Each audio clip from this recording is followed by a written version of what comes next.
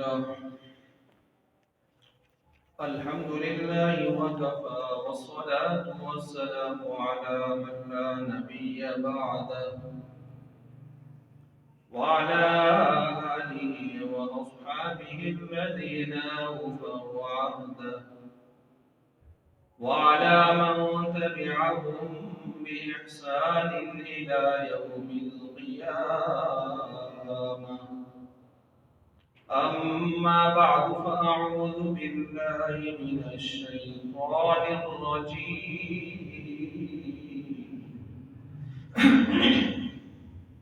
بسم الله الرحمن الرحيم.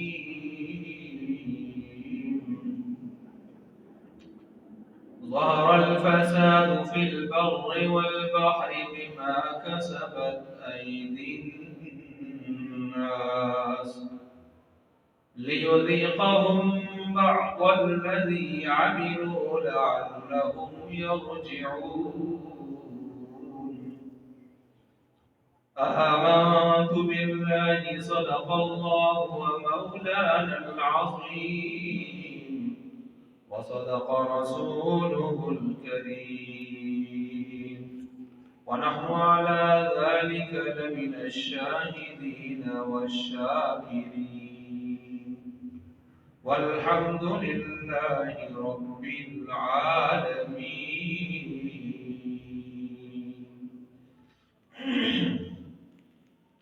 محترم المقام واجب الاحترام حضرات سامعین کرام، آج کی جمعہ کی اس نشست میں قرآن مجید فرقان حمید سے ایک آیت کریمہ سورہ روم کی آیت نمبر 41 تلاوت کی ہے، اور اس آیت کے ذیل میں جو موضوع چلا آ رہا ہے اس موضوع سے متعلق آج مجموعی اعتبار سے تقریباً 8واں جمعہ ہے، اور عنوان کے اعتبار سے آج دوسرا جمعہ ہے۔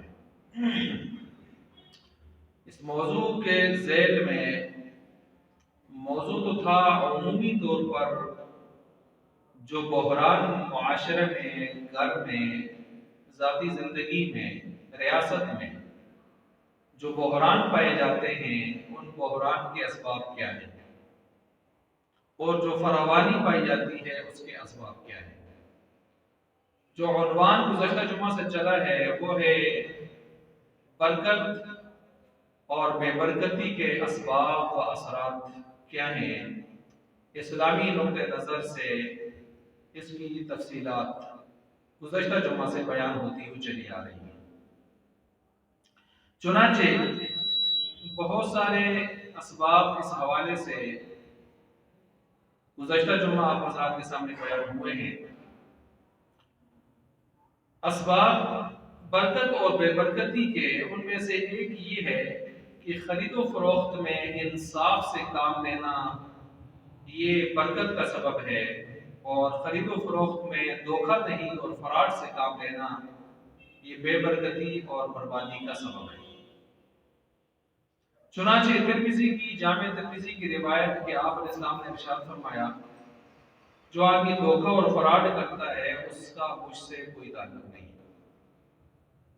اب آپ علیہ السلام جو ناراضگی فرما رہے ہیں ایک برا عمل ہے، ظاہر بات ہے اس دھوکہ دہی سے ایک آدمی اپنا ظاہری وقتی عارضی فائدہ تو حاصل کر رہا ہے اور حقیقت میں یہ نقصان حاصل کر رہا ہے، لیکن دوسری طرف ظاہری اعتبار سے ایک دوسرے مسلمان کو دھوکہ کے ذریعے سے نقصان اور ایذا تکلیف دے رہا ہے، اور اس دھوکہ دہی سے وہ اپنے مال میں دوسرے کا مال ناجائز طریقے سے شامل کر رہا ہے، اس کا حصہ بنا رہا ہے۔ تو اس وجہ سے جب ایسی صورت ہوگی تو ظاہر بات ہے دوسرے کا حق، دوسرے کا مال ناجائز طریقے سے جب اپنے مال میں آئے گا تو یہ ظاہر بات ہے برکت کا سبب تو نہیں ہوگا، بے برکتی کا ہی سبب ہوگا، تباہی اور بربادی کا ہی سبب ہوگا۔ مثال کے طور پر ایک آدمی فراڈ کے ذریعے کوئی مال ملاوٹ کر رہا ہے کسی چیز میں، گھی کے نام پر وہ ڈالڈا اور اس قسم کی مختلف چیزیں استعمال بیچ رہا ہے، شہد کے نام پر شکر وغیرہ گوڑ پگھلا پگھلا کے اور شہد کا عنصر اس میں شامل کر کے شہد کے نام پر بیچ رہا ہے، دودھ میں پانی ڈال کے دودھ کے نام پر فروخت کر رہا ہے۔ اور اللہ معاف کرے، اب تو کیمیکلز کا زمانہ ہے، کیمیکل سے دودھ بنا کے اور دودھ کا لیبل لگا کے جہاں لوگوں کو فراڈ بھی کیا جا رہا ہے، وہاں لوگوں کی صحت کے ساتھ، ان کی جسم کے ساتھ گویا صحت کے ساتھ کھلواڑ بھی ہو رہا ہے، وہاں بیماریاں اور بربادیاں اور تباہیاں بھی کروائی جا رہی ہیں۔ تو اب ظاہر بات ہے یہ جو دھوکہ دہی ہے، دھوکہ دہی یہ انسان کے مال میں دوسرے کے مال کو ناجائز طریقے سے شامل کر رہی ہے۔ تو دوسرے کا مال جب ناجائز طریقے سے آئے گا تو ظاہر بات ہے یہ بے برکتی کا ہی سبب ہوگا۔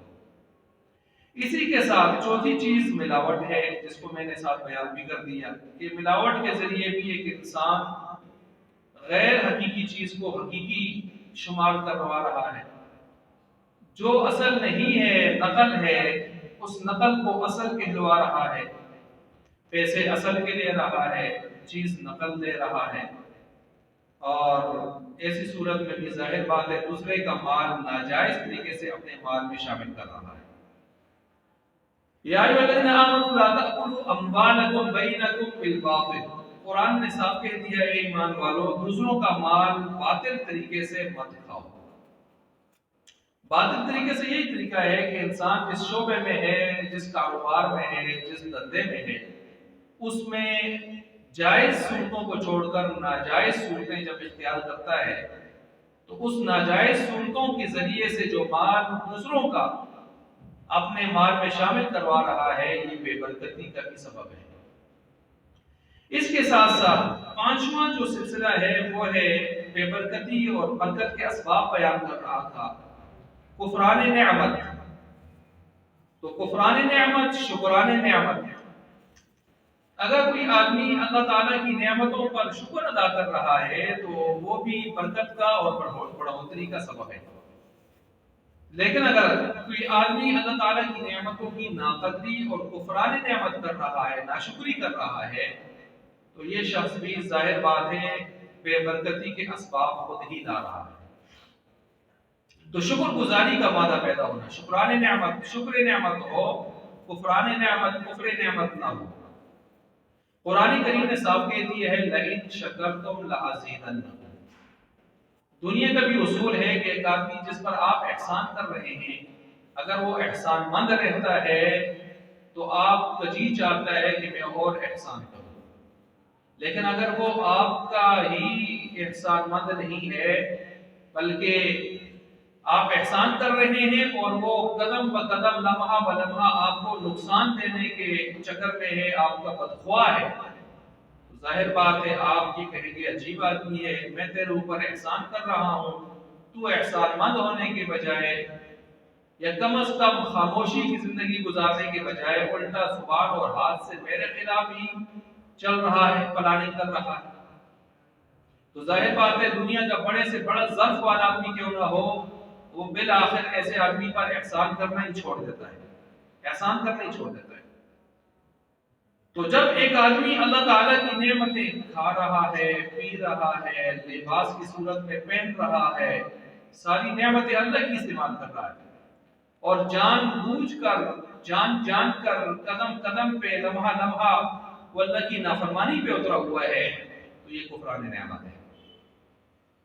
جس وقت میں وہ اللہ کی نافرمانی کر رہا ہے وہ وقت بھی اللہ نے اس کو دیا، وہ بھی ایک نعمت ہے۔ جس زبان سے یہ جو ہے ناشکری کے بول رہا ہے وہ زبان بھی اللہ نے دی، اس کو بولنے کی قوت بھی اللہ نے دی۔ انطقنا اللہ الذی انطق کل شیء الم نجعل له عینین ولسانا وشفتین وہدیناہ النجدین۔ تو آنکھیں اللہ نے دی، اس سے بدنظری کر رہا ہے، زبان اللہ نے دی، اس سے گناہگار نافرمانی کے بول رہا ہے، کان اللہ نے دیے، اس سے گناہ کا سننا سن رہا ہے، تو ہاتھ پاؤں اللہ نے دیے، ان کو گناہوں میں استعمال کر رہا ہے۔ تو تو یہ تو ایسے ہوا گویا اللہ کی نعمت کو معاذ اللہ اللہ کے خلاف استعمال کر رہا ہے. تو یہ ہے کفران نعمت. تو نعمت کو صحیح طریقے سے استعمال کیا جائے، چاہے آپ دین کا فائدہ لے رہے ہیں یا دنیا کا ہی لے رہے ہیں، لیکن جائز طریقے سے استعمال کر رہے ہیں، تو یہ بھی ایک شکر کا پہلو نکلتا ہے. پھر اس پر زبان سے بھی شکر ادا کر دیا جائے. لیکن اس چیز کو آپ منفی استعمال میں لائیں، مثلا موبائل ہے، اس کو صحیح طریقے سے استعمال کیا جا رہا ہے، چاہے آپ نے دین کا کام کر رہے ہیں یا دنیا کا کر رہے ہیں، کریں، لیکن آپ اس کو منفی سوچ میں منفی طریقے سے استعمال کریں تو اس کو کفران نعمت کہا جاتا ہے. گویا اللہ کی دی ہوئی نعمت جس کی قدر کرنی چاہیے تھی، یہ الٹا ناقدری پہ اترا ہوا ہے. یہ تو بالکل ایسا ہے کہ آپ کسی کے گھر کوئی چیز بھیجیں کھانے کی اور وہ واپسی میں آپ کی پلیٹ توڑ کے اس میں گندگی ڈال کے آپ کی طرف واپس بھیج دیں، تو ظاہر بات ہے آپ کیا سوچیں گے؟ میں نے اس کو اتنی خوبصورت چیز ڈش بنا کر بھیجی، حضرت اگر کچھ واپسی میں اپنی توفیق کے مطابق نہیں بھی کر سکتے تھے تو کم از کم پلیٹ دھو کے صاف کر کے بھیج دیتے، آپ پھر بھی کہتے قدردان ہے. حضرت نے وہ پلیٹ توڑ دی اور توڑنے کے بعد اس میں گندگی ڈال کے بھیج دی، تو آپ کو کتنا غصہ آئے گا. تو ذرا اللہ کی نعمتوں کی طرف توجہ کریں. یہ اللہ نے وقت دیا، جوانی دی، صحت دی، حسن دیا، لباس دیا، گھر دیا، گاڑی دی، شہرت دی، مقبولیت دی. ان ساری چیزوں کو استعمال کرتے ہوئے ہم اللہ کے خلاف چلیں، بولیں، سنیں، اٹھیں، بیٹھیں، چلیں، تو ظاہر بات ہے یہ بالکل اس طرح ہی ہے کہ پلیٹ بھی توڑ دی اور پلیٹ میں گندگی رخصت کر دی. لیکن اللہ کا ظرف، اللہ رحیم اور رحمان اور کریم اور غفور اور غفار، وہ اتنی بڑی ذات ہے کہ وہ بے شمار لوگوں کی ایسی بے شمار کوتاہیوں کو دیکھتے ہوئے پھر بھی یکدم نہیں پکڑتا، کیونکہ وہ رحمان ہے اور رحیم ہے. یہ اللہ کا ظرف ہے. ورنہ دنیا میں بڑے بڑے ظرف والے بالآخر ان کا ظرف کا پیمانہ لبریز ہو جاتا ہے، ٹوٹ جاتا ہے، چور چور ہو جاتا ہے. والد کتنا ہی شفیق کیوں نہ ہو، بہت ہی زیادہ اولاد سے محبت کیوں نہ ہو، لیکن برداشت ایک حد تک کرتا ہے. جب برداشت ٹوٹتی ہے تو سخت سزا دیتا ہے. لیکن وہ اللہ ہے جو کئی کئی سالوں سے ہماری ان کوتاہیوں اور جرائم کو دیکھ کر بھی توبہ کے انتظار میں ہوتا ہے. یہ ہے اللہ. تو کفران نعمت، اگر اللہ کی نعمتوں کی ناشکری کی تو یہ نعمتوں سے محرومیت کا سبب بنے گی، برکت ختم ہو جائے گی، نعمتیں چھن جائیں گی. اور اگر قدر کی تو پھر اللہ تعالیٰ فرماتے ہیں لئن شکرتم لازیدنکم، شکر گزاری کرو گے میں نعمتوں کو بڑھاتا چلا جاؤں گا. اور وَلَئِن كَفَرْتُمْ إِنَّ عَذَابِي لَشَدِيدٌ، اگر میری ناشکری کرو گے تو پھر ایسی صورت میں میرا عذاب بہت سخت ہے. اب اللہ کا عذاب ناشکری کی صورت میں مختلف صورتوں میں آتا ہے. ایک مثال جو میں نے پچھلے جمعہ اخیر میں ایک حدیث آپ کو سنائی تھی کہ آپ علیہ الصلوۃ والسلام تشریف لائے، امی عائشہ صدیقہ رضی اللہ تعالیٰ عنہ موجود تھی. روٹی کا ایک ٹکڑا گرا ہوا تھا، آپ نے اٹھایا، صاف کیا، تناول فرمایا، اور آپ علیہ السلام نے فرمایا عائشہ سنیے، جب کوئی قوم اس چیز کی یعنی اس رزق کی، اس روٹی کی قدر نہیں کر پاتی تو پھر اس سے یہ نعمت چھن جاتی ہے اور پھر کبھی واپس نہیں آتی، کبھی واپس نہیں آتی. ذرا اس حدیث کو آپ دیکھیں، اس حدیث سے ہمیں کیا واقعہ، کیا سبق ملتا ہے. ہمارے ہاں رزق کی کتنی ناقدری، کتنی چیزیں ہوتی ہیں، بے برکتی کے سلسلے ہوتے ہیں. آپ علیہ السلام کیا فرماتے ہیں، حضرت جابر صاحب کی روایت ہے کہ لقمہ اگر گر جائے تو اس کو اٹھاؤ، صاف کرو، کھانے کے قابل ہے، طبیعت مانتی ہے، کھا لو. آخر میں فرمایا شیطان کے لیے مت چھوڑو، شیطان کے لیے مت چھوڑو. یہ چیزیں برکت کی ہیں. پلیٹ میں سے کھا رہے ہو، اپنے منہ کے آگے سے کھاؤ، درمیان سے ہاتھ نہ مارو، کیونکہ برکت کدھر اترتی ہے؟ درمیان میں. تو برکت والی جگہ میں ہاتھ نہ مارو، برکت درمیان میں اتر کے دائیں بائیں آپ کو حاصل ہو رہی ہے. درمیان سے ہاتھ نہ مارو. ہاں پھل فروٹ ہیں تو کوئی کچے ہیں، کوئی پکے ہیں، تو کسی کی عادت کچے کھانے کی زیادہ ہوتی ہے، کسی کے پکے کھانے کی. تو اس میں اختیار ہے کہ آپ کچا آپ کے آگے نہیں ہے تو دوسرے کے آگے سے بھی آپ اٹھا کے کھا سکتے ہیں.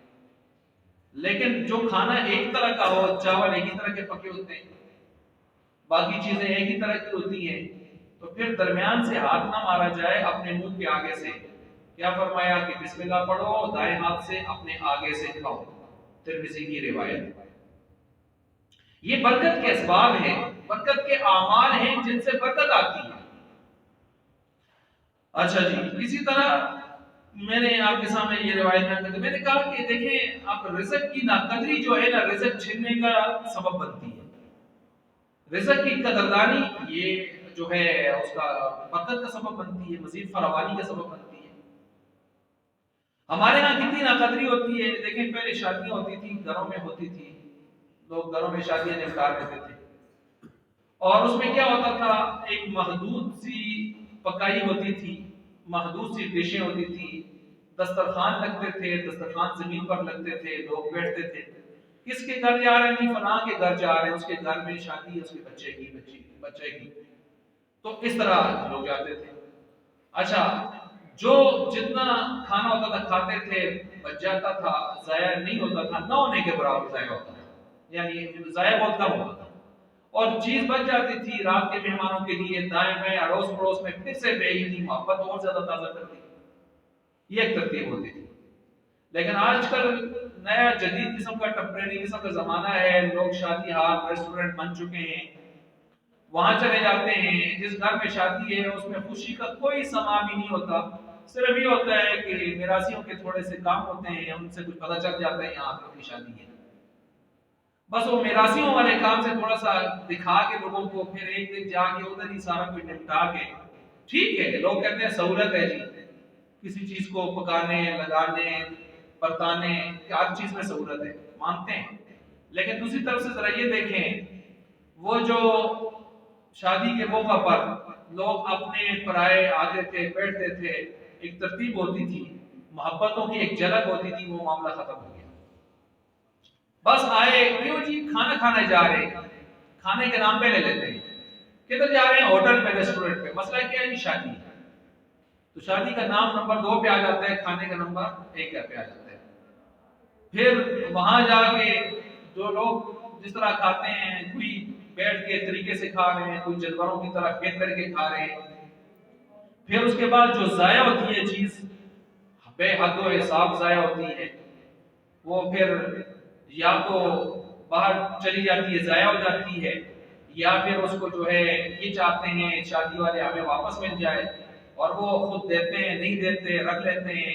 درمیان میں ایک فراڈ اور گناہ کی صورت میں پیش آ جاتی ہے. یہ ساری چیزیں بھی آج اس سے لازم آ رہی ہیں. لیکن مال کا ضیاع بہت زیادہ ہو جاتا ہے، اس سے چیزوں کا ضیاع بہت زیادہ ہو جاتا ہے. جب چیز رزق وافر وہاں ملتا ہے تو پھر لوگ اسے اس طریقے سے استعمال کرتے ہیں. چنانچہ آپ نے بھی دیکھا ہوگا کہ جب آتے ہوئے آدمی دیکھتے ہیں واپسی پر تو رزق کا بہت زیادہ ضیاع نظر آتا ہے.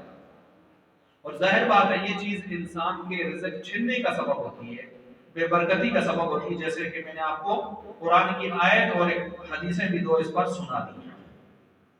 نمبر 6، کمزور لوگوں کا لحاظ رکھنا.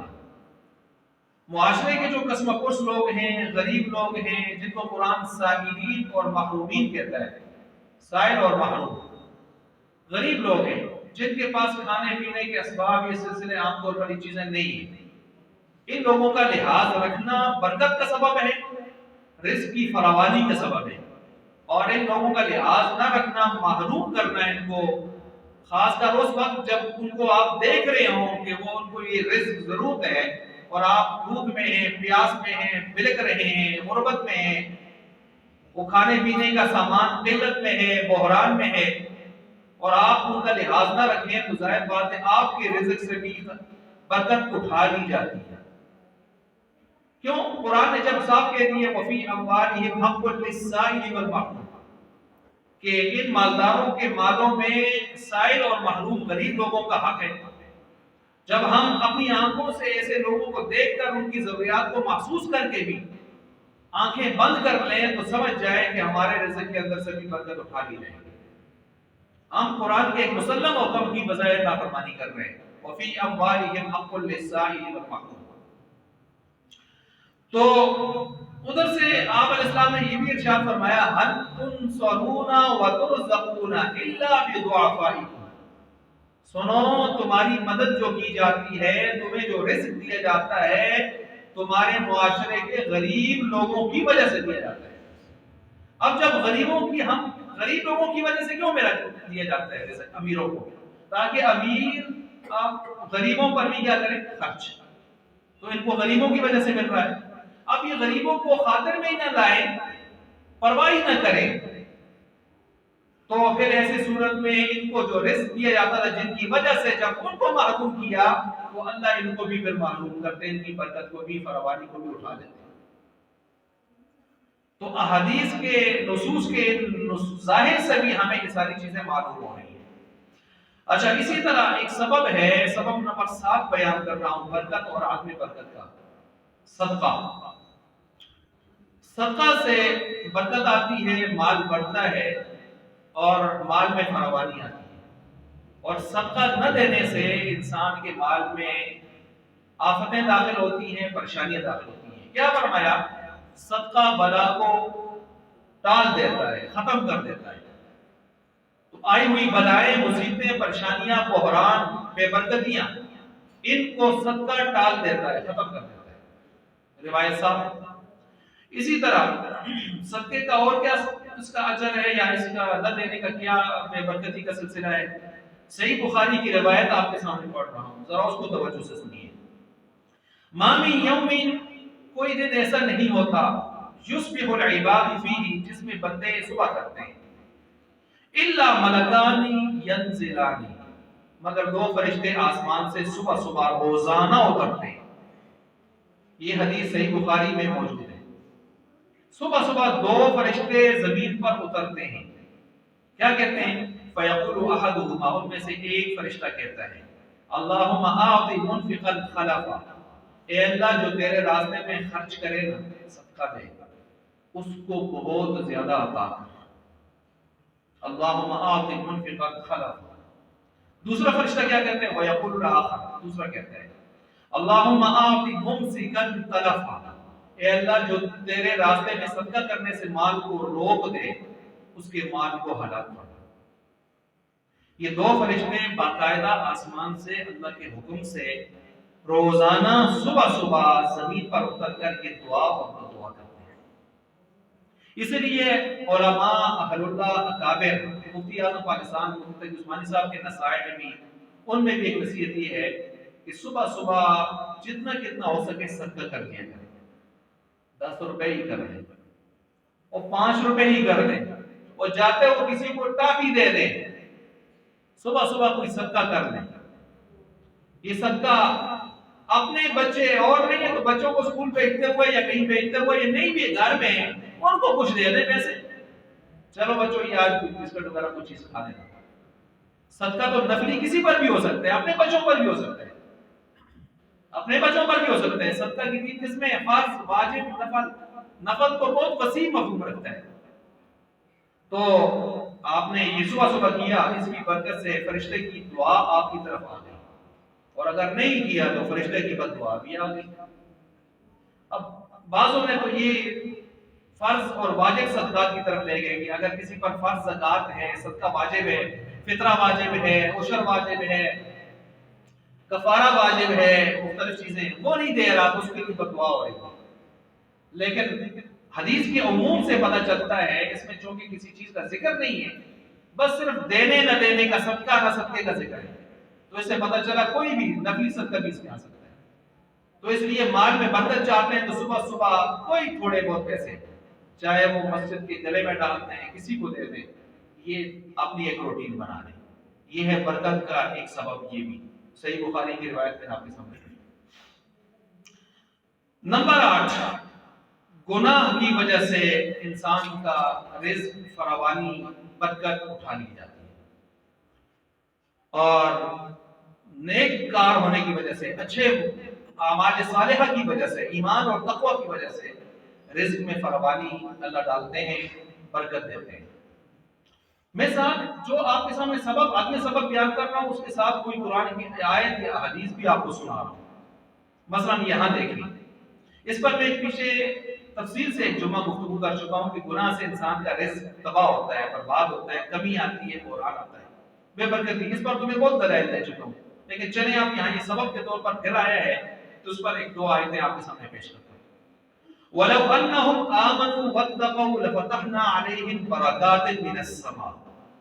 اللہ تعالیٰ فرماتے ہیں اگر یہ بستی والے ایمان لے آتے، تقوی کی زندگی اختیار کرتے، ہم ان پر زمینوں آسمانوں کے برکتوں کے دروازے کھول دیتے۔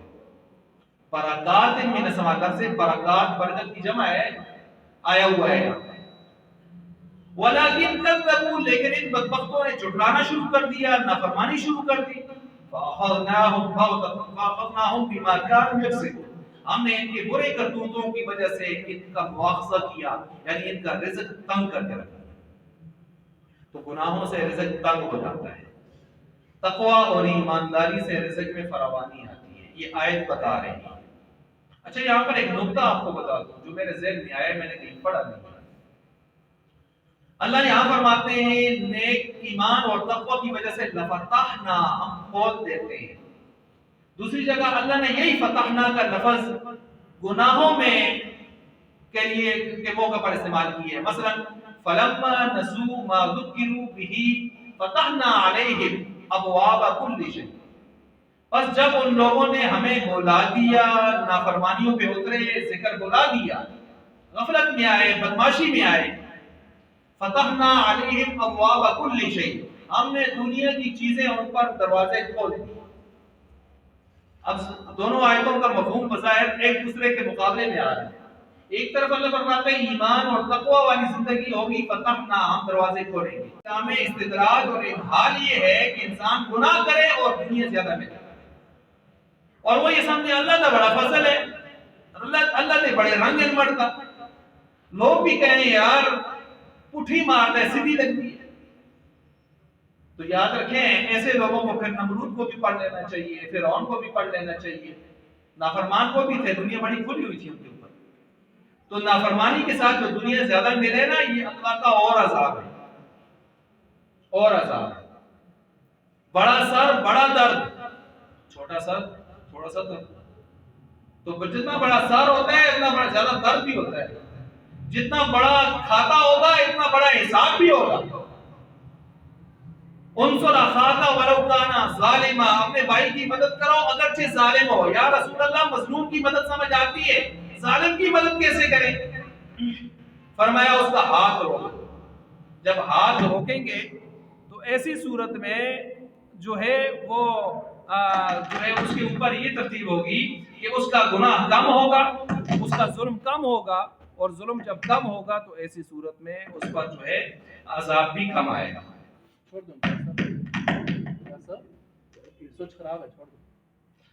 تو میں عرض یہ کر رہا تھا کہ یہ چیزیں یعنی گناہ کی وجہ سے رزق میں تنگی آتی ہے، پریشانی آتی ہے، ان چیزوں کو اس طرح جو ہے، اور نیکیوں کی وجہ سے پھر جو ہے آدمی نیک اعمال کرتا ہے، تقوی اس کی وجہ سے۔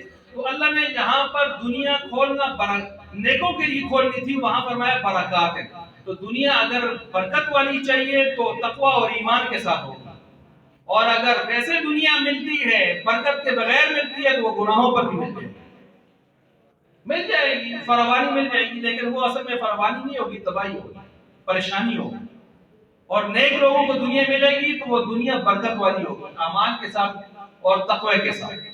یہ فرق ہے، اس کو آپ سمجھیں گے تو تب بات چلے گی۔ کیونکہ ہمارے ہاں یہ ہوتا ہے کہ بڑی کوٹھی بنا لی، 3-4 منزل حلال حرام مکس اپ کر کے اوپر لکھ دیتے ہیں ھذا من فضل ربی، اللہ کا بڑا فضل ہو گیا، سارا حلال حرام میرے ہی پاس آیا۔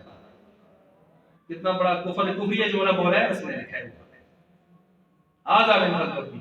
کبھی اوپر لکھ دیا ماشاء اللہ، اللہ کو یہی منظور تھا کہ سارا حرام میرے ہی کھاتے میں آئے۔ تو یہ نہیں ہے، یعنی دنیا کا ان چیزوں کا زیادہ ہو جانا یہ کوئی مقبولیت کا سبب نہیں ہے۔ تو یہ دو طرفہ سلسلہ ہوتا ہے۔ اگر اللہ میں نے کہا تقوی اور ایمان پر دیتے ہیں تو برکات من السماء، برکت کے ساتھ آتی ہے دنیا، اور اگر کسی کو گناہوں پر ملتی ہے تو آفت کے ساتھ دنیا آتی ہے، آفت کے ساتھ وہ آتی جتنی ہے اس سے زیادہ کبھی بہا کے لے جاتے ہیں۔ اگر دنیا میں نہ بہایا نا، مر گیا، تو آخرت میں سارا کچھ بہا دے گا۔ سارا کچھ بڑھا دے گی. تو برکت اور بے برکتی کے اسباب میں آپ کے سامنے بیان کر رہا تھا اس حوالے سے. اور اس پر میں نے ایک آیت پیچھے ایک جمعہ میں بیان کی تھی, استغفروا ربکم. اللہ سورہ نوح میں فرماتے ہیں استغفار کرو, اپنے رب کی استغفار کرو. اب استغفار کرنے کا فائدہ کیا ہوگا؟ 4 قسم کے فائدے اللہ تعالیٰ نے وہاں بیان کیے ہیں. یمددکم باموال و بنین, مالوں میں برکت آئے گی, اولاد میں برکت آئے گی, یہ ساری چیزوں میں برکتیں آتی چلی جائیں گی. تو نہیں ہے, خراب ہے, چھوڑ دیں, چھوڑ دیں.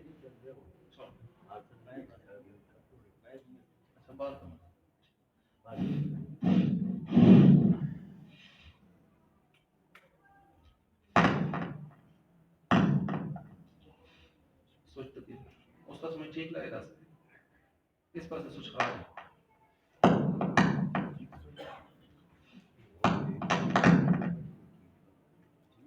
تو عرض کر رہا تھا کہ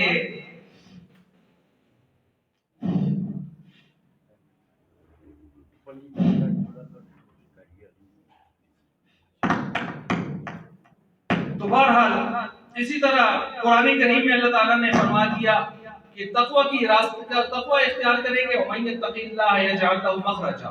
تو تقوی کی وجہ سے اللہ تعالیٰ آپ کے لیے راستے کھولتے چلے جائیں گے. وَيَرْزُقْهُ مِنْ حَيْثُ لَا يَحْتَسِبُ, رزق وہاں سے دیں گے جہاں سے آپ کا گمان بھی نہیں ہوگا. اس پر میں نے ایک واقعہ بھی سنایا تھا ایک صحابی کا, جو گئے تھے قضاء حاجت کے لیے اور بیٹھے تھے قضاء حاجت کے لیے. چوہا ان کے سامنے کرنسی لا لا کے, دینار لا لا کے رکھ رہا تھا, وہ اشرفیاں, اور پھر اس کے بعد جو ہے وہ ساری اٹھا کر لے آئے تھے. تو اللہ پھر یہی آیت سامنے آئی, وَيَرْزُقْهُ مِنْ حَيْثُ لَا يَحْتَسِبُ. کبھی کبھی اللہ وہاں سے دیتا ہے جہاں سے انسان کا گمان بھی نہیں ہوتا. وَيَرْزُقْهُ مِنْ حَيْثُ لَا يَحْتَسِبُ. اس کے لیے ضروری کیا ہے؟ اگر آدمی یہ چاہے مجھ پر اللہ رزق کھولے, وہاں سے دے جہاں سے گمان بھی نہ ہو. تو اب کچھ لوگوں نے اس آیت کو تعویذ بنا کر گلے میں لٹکا دیا. اجی یہ آیتیں تعویذ بنا کے گلے میں لٹکائیں, رزق فراوانی ہو جائے گی. تعویذاں والے نے مزے ہو کے بڑا بڑا دے رہے ہیں, پیسے کہتے ہیں جے والے حضرت نے گلے میں لٹکاتے ہیں, اور جس نے لٹکایا ہوا ہے نماز ایک نہیں پڑھتا, فرائض و واجبات کے نزدیک نہیں جاتا, بس تعویذ دیکھتا ہے روزانہ صبح اٹھ کے برکت حاصل. وہ آیتیں لٹکانے سے برکت نہیں آئے گی, آیتوں پر پڑھ کے اس پر عمل کرنے سے برکت آئے گی. اللہ نے جو مطالبے کیے ہیں ان مطالبات کو پورا کرنے سے برکت آئے گی. ہمیں کسی نے کسی چکر میں ڈال دیا, یہ انگوٹھی پہن لیں حضرت پیر صاحب کی, یہ برکت بڑی آئے گی. یہ فرار لاکٹ دی ہے حضرت نے, یہ کنگھی شنگھی دی ہے, یہ دھاگا دی ہے, ڈال دیں برکت بڑی آئے گی. برکتوں کو ہم نے ادھر. اور ایک اور طریقہ بھی برکتوں کا ہے, کسی نے دکان بنائی ہے, پلازا بنایا ہے, مکان بنایا ہے, چلیں جی کوئی دیکھ شیک پکا لیں, خیرات شاپ کر لیں, کوئی ترجموں کو بلا لیں, ختم شتم پڑھا لیں, پھر ساری زندگی اس میں گانے چلتے رہیں گے. وہ برکت اس میں ایسی گھسے گی کہ اس کو کوئی نکال نہیں سکتا. تو یہ ہمارے ہاں عجیب و غریب قسم کے ڈرامے ہیں برکتوں لانے, برکتوں کے لانے کے.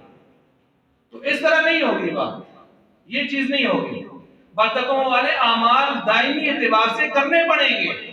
دکان میں برکت چاہیے تو صبح صبح جب کھولے جا کے, اور کوشش کرے صبح ہی جائے, صبح جائے گا تو برکت ہوگی, کیونکہ آپ علیہ السلام نے اس کے لیے دعا دی ہے.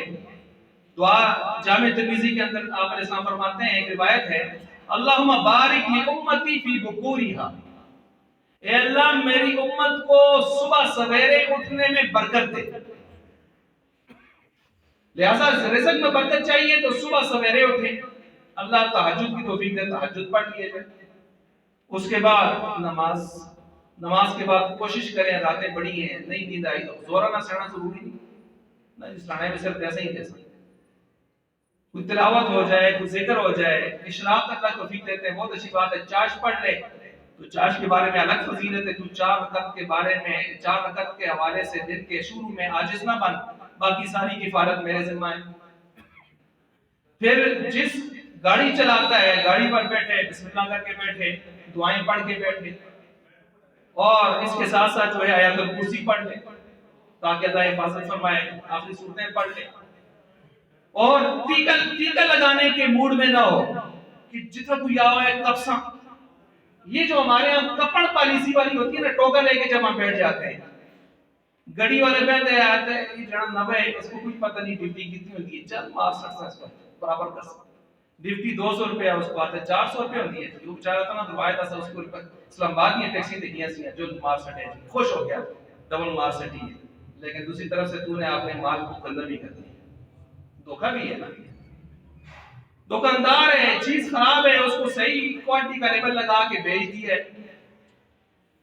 چیز اور ہے اس کو کچھ اور بتا کے بیچ دی ہے، عیب چھپا کے بیچ دی ہے، اچھا جھوٹ بولا ہے قدم قدم پہ، یہ تم کو آپ نے اتنی پڑی دی ہے، اتنی تم کو آپ پہ دی ہے، پہ دی کچھ اور سبب چاہ سکتا، تو یہ ساری چیزیں اسی میں آتی ہیں، تو بہرحال یہ چیزیں نہ ہوں، دیانت کے ساتھ چلے برکت آئے، لیکن ہم کہتے ہیں باقی سارے کام آپ اپنی مرضی کے مطابق کریں گے، اپنی سوچ کے مطابق، جائز ناجائز کی تمیز کیے بغیر، برکت لانے کا ہی طریقہ ہے، بس شف کر لیا جائے، حامیم عین سین قاف حروف مقطعات لکھوا کے پرنٹ لے کر اوپر ایک فریم بنا کے سر کے اوپر لگائی ہوئی ہے، طرح دو نمبری چلتی ہے ساری جگہ، وہ تو فریم لائی دے برکت حاصل، گھر میں فریمیں لگائی ہوئی ہیں برکت آئے گی، سورہ یاسین صبح صبح کبھی پڑھتے نہیں ہیں کبھی لگائی ہوئی ہے، اور چھت کے اوپر کتا چڑھایا ہوا ہے برکت آ جائے گی، ہر کمرے میں تصویریں چار چار ٹھوکی ہوئی ہیں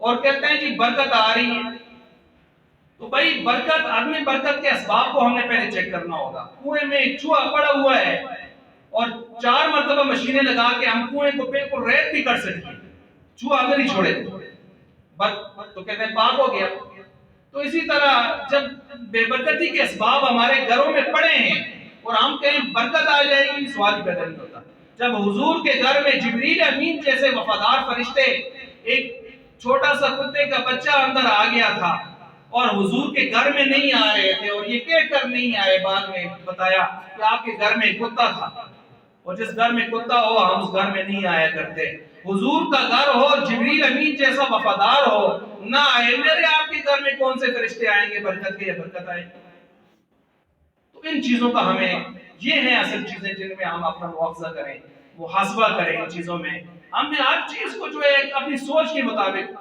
برکت اور اپنے برکت کے اسباب بنا لی ہیں یا طریقہ کار بنا لی ہیں، تو یہ چیزیں ہوں گی، اسی کے ساتھ ساتھ فرائض اور واجبات کو پورا کرنا چاہیے، فرائض اور واجبات سے جب ہم منہ موڑتے ہیں نا، فرض نماز، روزہ، زکوٰۃ، حج فرض ہے، پتہ ہی نہیں ہے، بیٹھا ہوا ہے کروڑوں روپے بینکوں میں رکھے ہوئے ہیں، حج فرض ہے، اللہ کھڑسی، اللہ تو کو کرو چھے کے چاہ کے کھڑسی، یہ مجھ پیارا دور لگنے کو چاہ کے کھڑسی، تو بھائی اس کے لیے کوشش کرنی پڑتی ہے، فکر کرنی پڑتی ہے، تگودو کرنی پڑتی ہے، پاسپورٹ ابھی تک بنایا نہیں ہے حضرت نے اور کہتا ہے دعا کرو میں جلدا رہا ہوں، تو تھی مردود مرسی، تو پہلے اللہ نے طاقت دی ہے پاسپورٹ بناؤ، دن آئے ہیں اپلائی کرو، پیسے تھوڑے سے نکال کے ادھر ڈالو، اس کے بعد تو اللہ کو کھڑی میرے لیے دعا کریں، پھر ٹھیک ہے، تو یہ ساری باتیں ہم اپنے دل کو بہلانے کی جس قسم کے واقعات معاملات کرتے ہیں، تو دیکھیں جب فرائض اور واجبات ہمارے نہیں ہوں گے نا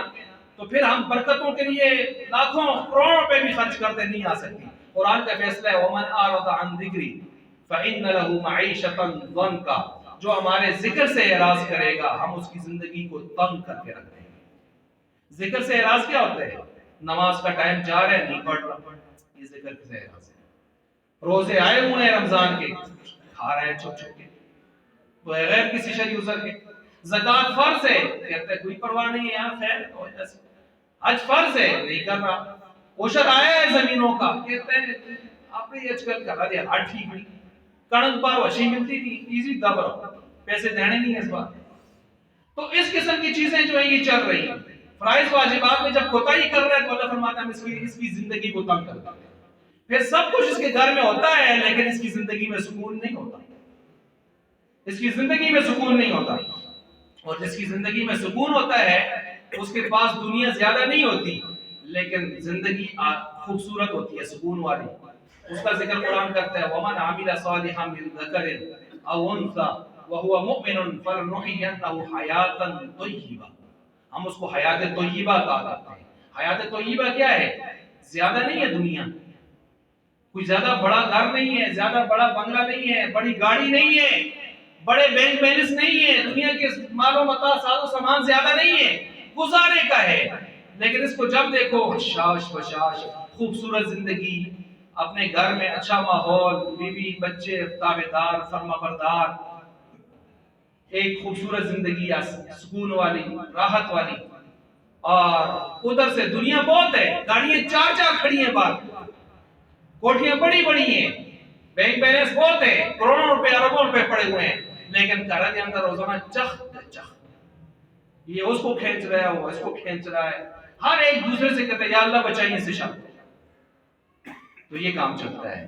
تو اس لیے ہمیں سمجھنا چاہیے برکت کیا ہوتی ہے اور بے برکتی کیا ہوتی ہے، برکت کے اسباب کیا ہیں، بے برکتی کے اسباب کیا ہیں، پھر تب جا کے یہ چیزیں ہمیں آگے سمجھ آئیں گی، وگرنہ اسی طرح زندگی میں دل بہلاتے بہلاتے ہم سلسلے آگے چلے جائیں گے۔ اللہ تعالیٰ ہمیں اسلام کی جو یہ خوبصورت تعلیمات ہیں ان کو سمجھنے کی اور عمل کرنے کی توفیق عطا فرما دے۔